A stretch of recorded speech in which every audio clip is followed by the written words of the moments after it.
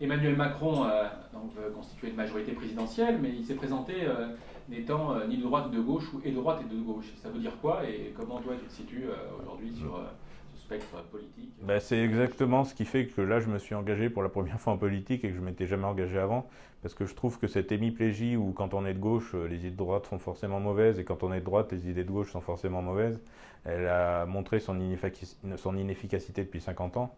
Donc, comme le disait le général, voilà, on le fait beaucoup parler, mais là, c'est vraiment lui qui l'a dit, quoi. Il n'était pas de gauche, il n'était pas de droite, il était pour la France, voilà. Et Emmanuel Macron, il est dans cette philosophie-là.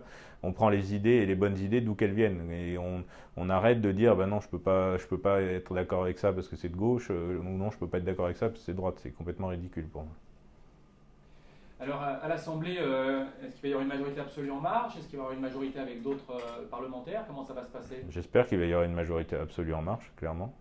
Et après, s'il n'y a pas cette majorité absolue, il faudra trouver des moyens de gouverner. Donc il faudra évidemment, mais ce sera plus, à mon avis, au cas par cas, avec des hommes qui s'engageront sur la base d'un programme, parce qu'on ne peut pas retourner dans des négociations stériles comme il y a pu y avoir au cours des dernières années avec des frondeurs qui un coup votent pour, un coup votent contre, un coup s'abstiennent, un coup écrivent une motion de censure. On ne peut plus voir des choses comme ça ridiculise la démocratie et ça crée que de l'inefficacité et ça renforce le Front National, c'est tout ce que ça fait.